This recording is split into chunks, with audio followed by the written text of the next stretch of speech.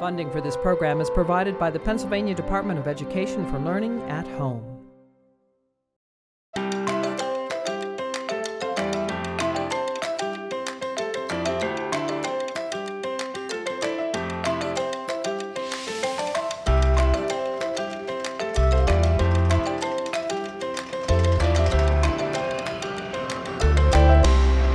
Hello friends, I'm Mr. Palumbo, and I'm a social studies teacher, and my fellow teachers and I are here today to talk to you about amusement parks.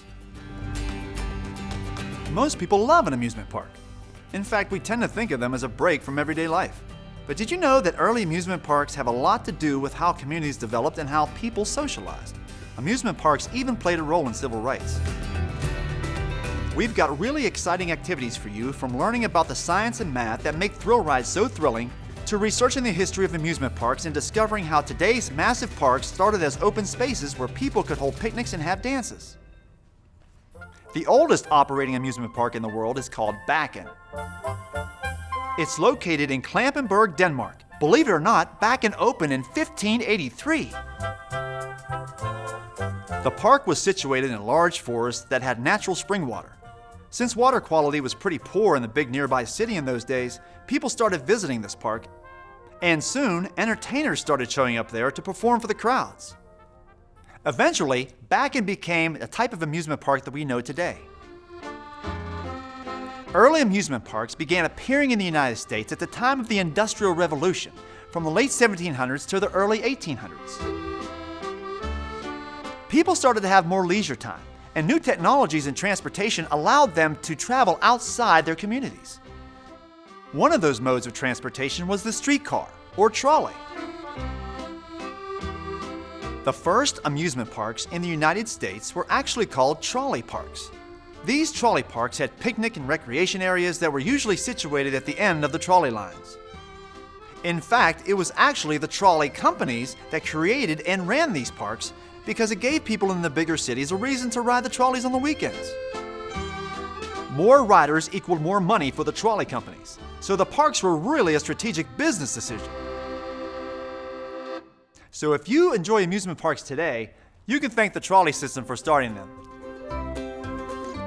Many cities had trolley parks, but none had as many as Pittsburgh, Pennsylvania. Between the late 1800s and the mid-1950s, Pittsburgh had nearly 24 trolley parks. The landscape of western Pennsylvania and its thriving industrial scene made Pittsburgh the perfect place for so many trolley parks to be built. Families would load onto the streetcars on the weekend and escape the city for relaxation and recreation at the trolley park. First, there was Luna Park. It was situated near where the University of Pittsburgh stands today. It featured a Ferris wheel, roller coasters, bumper cars, and other rides. And it had a concert stage and dance hall. Another popular trolley park in the region was Westview Park, and in 1910 it offered the first roller coaster in the state to have a dip that dropped over 50 feet. One lesser-known amusement park is Fairview Park in Westmoreland County. It has a tremendous amount of significance because it was created in the 1940s by a group of African American churches. Most trolley parks at the time were segregated. This park gave an alternative to other trolley parks of that era. As the era of overt segregation came to an end in the 1960s, attendance at Fairview Park dropped, and eventually the attractions were torn down. Today, Fairview Park's history still lives on. The Pennsylvania Historical Museum and Commission has deemed it a historical landmark, and in 2011, it was also listed on the National Register of Historic Places. And now, I'd like to talk to you about an amusement park I've gone to my entire life, and maybe some of you have been there as well. It's Kennywood Park, outside Pittsburgh, Pennsylvania. The land that became Kennywood started as a farm owned by the Kenny family. It was a popular picnic spot dating all the way back to the Civil War. Then, in 1898, the Monongahela Street Railways Company leased the land from the Kenny family and turned it into a trolley park. Kennywood was designated as a National Historic Landmark in 1987. Who'd have thought that something that was founded in the 19th century would still have such significance in our community today?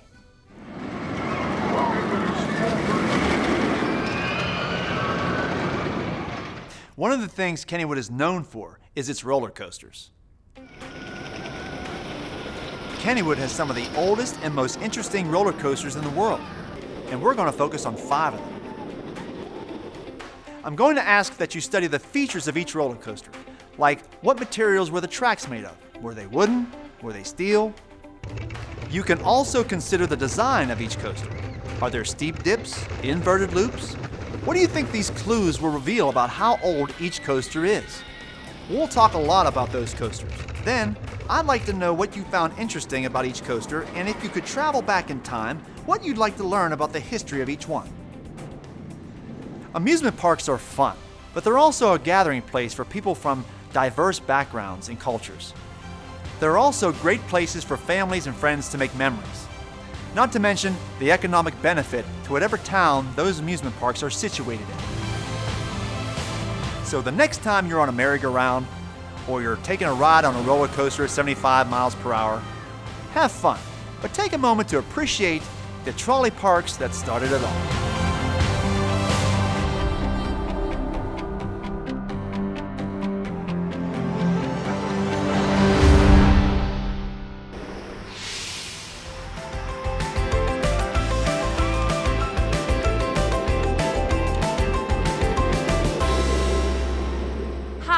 I'm Miss Sisson, and we're going to talk about energy and how it transfers. What better example to talk about energy than a roller coaster? Then, you're going to take what you learned, apply the scientific method, and make our amusement park even better. What do you think of when you think of energy? Maybe you think of flipping on a light switch, and you would be right. That is a form of energy. There are other forms of energy that you may not have thought of. Energy is the ability to do work. A plant growing is a form of energy. Fireworks exploding in the sky, another form of energy. Swinging a baseball bat, even picking up your book bag, that's energy in motion. Let's talk about energy using our roller coaster example. The roller coaster gets taken up a big slope that we call the lift hill. The chain mechanism will pull that roller coaster to the top of the lift hill. At that point, you have potential energy, or stored energy, based on the position that you're in. Pretty soon, you're at that exciting moment when the coaster goes over the top. It's not being pulled by a chain anymore. It's in a free fall. Now it's picking up speed because of gravity. That potential energy is now changing into what we call kinetic energy. Kinetic energy is energy in motion. Eventually, the coaster ride has to come to an end. At that point, the brakes are applied, which causes friction. Friction means the force between two surfaces that are touching each other. Friction in the brakes causes the coaster to slow down until it stops. The important thing to understand here is that energy is never lost. Energy just changes forms. Here's a demonstration to visualize that. Let's say I have 3 bags. One has 10 buttons, one has 10 pennies, and one has 10 paper clips. Take a good look. Each of those items symbolizes a different form of energy. Now, let's open the bags and mix things up a bit. Take a look at those bags now. If each item symbolizes a different form of energy, did any of the energy get lost? No! All of the energy still exists. It's just in a different bag now. It changed forms. That is called the law of conservation of energy. Energy can be transformed from one form to the other, or moved from one region to another. But energy is never created or destroyed. Here's another example of potential and kinetic energy. The water in the lake looks calm, but it has a lot of potential energy. Imagine there's a dam holding the water back, but then the dam breaks. The water whooshes into motion, and what do we call energy in motion? Kinetic energy. Potential energy? Kinetic energy. In fact, there are 5 different types of kinetic energy. There's electrical energy. This is where there's motion, light, or heat through an electrical current. A battery is a great example of this. It has stored potential energy. There's also mechanical energy, which is the interplay of potential energy and kinetic energy. Think about what it takes to hammer a nail. The hammer itself has potential energy. The action of swinging the hammer is kinetic energy. That is energy in motion. When you combine those two things to hit the nail, it's an example of mechanical energy. Another example is chemical energy, which means that a chemical reaction has caused energy to change. A great example of this is food that you eat. Your body breaks down food and a chemical reaction turns it into fuel for your body. There's also gravitational energy. Take a look at any waterfall in the world for an example of that. Gravity pushes the water down the hill. And finally, there's nuclear energy, which is the energy in the nucleus of an atom. A process called nuclear fission creates a chain reaction, and it releases energy in the form of heat. Now that you have a better understanding of how energy is stored and converted, let's get to work and use energy to create your own roller coaster. And like any good engineer, you're going to use the scientific method to create your design. Step 1 is to identify a question you're curious about. In this case, our question is, how can I design a roller coaster that uses the properties of potential energy and kinetic energy to move? Step 2 is to come up with a hypothesis. A hypothesis is an educated guess of what the answer to your question is. Step 3 is to experiment. You'll use some common household items to build and test your design. Build the coaster you imagine out of these materials and then let the marble test it out. Like any good roller coaster genius, you have to keep revising your experiment, keep trying things until it works. Step 4 is to record your data. Did your marble make it all the way? How did you make the marble stop? Can you recognize the parts of the design that represent potential energy, kinetic energy, gravity, friction? In step 5, it's time to analyze your data and draw some conclusions. Then report your findings. Was your hypothesis correct? Once you're done with your design, draw your coaster. Give your creation a name and label the points that represent the terms that you've learned so far: potential energy, kinetic energy, and friction. Note where energy is transferred, because remember, energy is never lost. Energy just changes forms. And hey, roller coasters are fun, so add your favorite features. I can't wait to see what you create. And who knows, maybe one day I'll get to ride on a roller coaster you've created.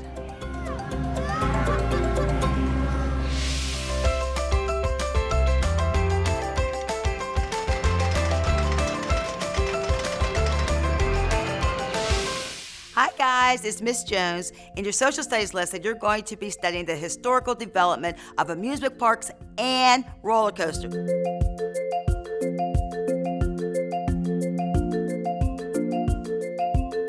And now guys, in your English language arts activity, you're going to give me just a little bit more information about those 5 roller coasters that you researched. In fact, guys, you're going to be writing a compare and contrast essay. Oh, don't be afraid or moan and groan. It's going to be fun. Yeah! Woo! What does it mean to compare and contrast 2 things? Well, compare refers to the process of identifying the similarities and differences between 2 things, whereas contrast refers to identifying only the differences between 2 things. In addition to the research you've already completed for social studies, I'm going to ask you for this language arts activity to dig a little bit deeper to find some more information that maybe somebody doesn't already know about these roller coasters. You've already found out how old these roller coasters are in your social studies lesson. But now I want to see if you could tell me how they've changed over the years. Describe those roller coasters to me. How are the coaster cars decorated? How are the tracks designed? Your Your science and math lessons will teach you lots of interesting facts about coaster tracks, speed, and the elevation of the dips. So be sure to reference that information in your essay too. You'll also conduct research to find out which coaster is the most popular one in the park. And you can tell me which coaster you prefer and why. Remember, this is a compare and contrast essay. I want you to think critically about the similarities and the differences of these 5 coasters. If the roller coasters are fun, and they are, you should have a lot to talk about. And next, we're going to talk about the layout of your compare and contrast essay. You'll be writing a 5-paragraph essay, but don't worry, I know it sounds like a lot, but each paragraph only has to be 5 to 7 sentences long. You're going to start with the introduction. You're going to introduce your topic and create a thesis statement. A thesis statement means a summary of the essay. In the next paragraph, you're going to create a topic sentence and introduce the first roller coaster you researched. Use precise details, and as I just said, you'll have plenty of details to choose from. In the paragraph after that, give your topic sentence and then introduce the second roller coaster you researched. Again, use precise details. Next paragraph, compare the 2 roller coasters. And for your conclusion, you're going to summarize the research that you conducted on both roller coasters and then evaluate why that research is important. Sometimes constructing a good piece of writing can be overwhelming. I know it is. But I'm going to give you a process that even the pros use to help organize their notes. And then write and revise in such a way that it's going to give you the best finished project. The first step in the writing process is pre-writing. It's the stage for brainstorming, to start talking about all those big ideas swirling around in your head and pull them into shape and focus. The next step is drafting. Use your notes from the pre-writing stage, and most importantly, don't worry about making mistakes. This first draft isn't meant to be perfect, it's just a starting point that you will use for the next stage of the writing process. The next stage is revising your draft. Revising is where the magic happens. You add details, you take out off-topic material, you arrange and rearrange and rearrange until you're confident in the way your ideas have taken shape and the language you've used to convey them. The next step is to proofread and fix those errors of your writing. Check for spelling, capitalization, punctuation, and don't forget to fix those grammatical errors. And finally, it's time to publish your paper. If it's written, make sure it's written neatly. And if it's typed, make sure it's free of all errors. If it's a speech, make sure you create note cards for yourself and have all the visual aids you need for your presentation. So what do you think you could learn by comparing the similarities and the differences between these roller coasters? As you'll find out, answering that question requires you to understand the history, the math, and the science of how roller coasters were invented and how they continue to change through the decades. So get set for a wild ride, and don't forget to have some fun too.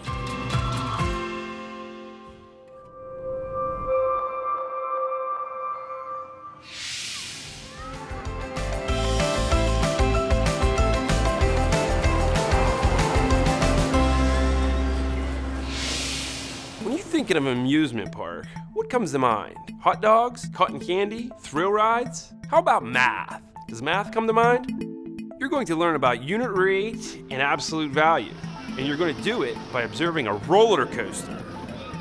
Then you're going to compare the overall change in altitude to the top speed of the roller coaster.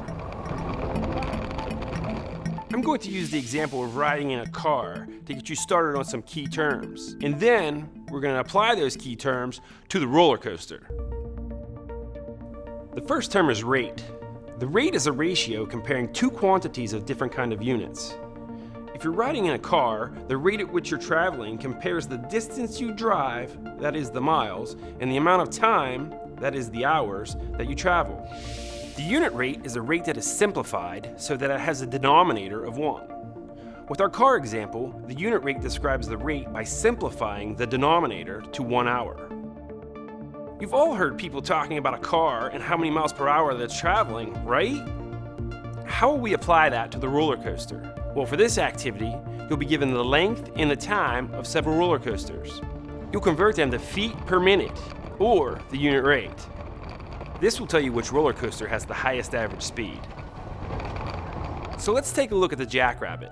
The Jackrabbit has about 2,100 feet of track and lasts for about 1 minute and 30 seconds.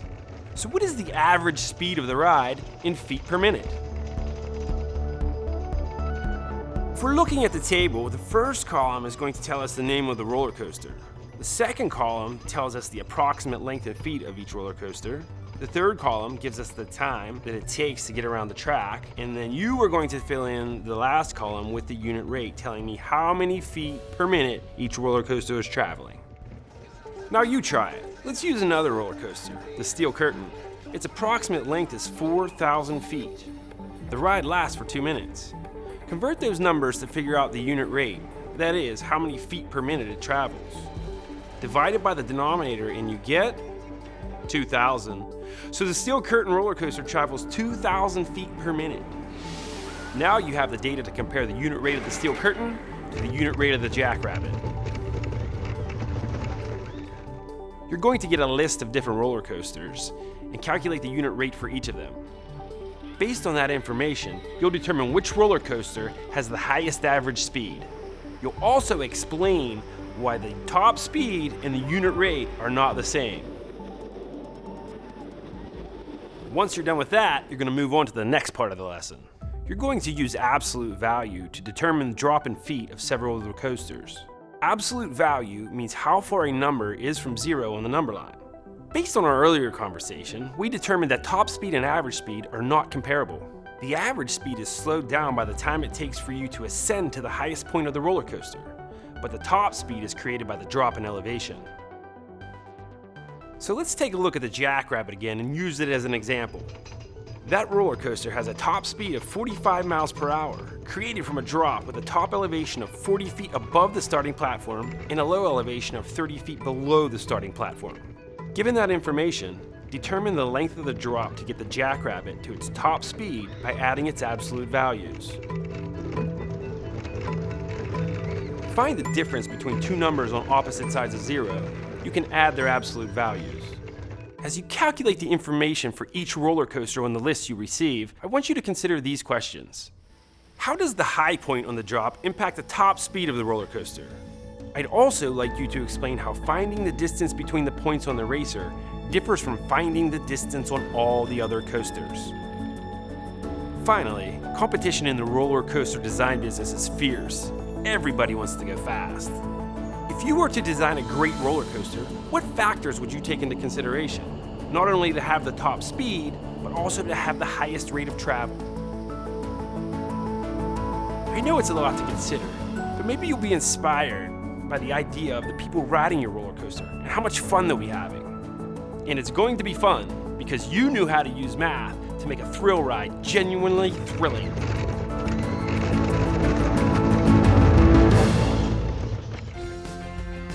To download the free lesson plans to be used with this program, visit us online at wqed.org/SOS. To request a hard copy of the lesson plans, please contact your local school district.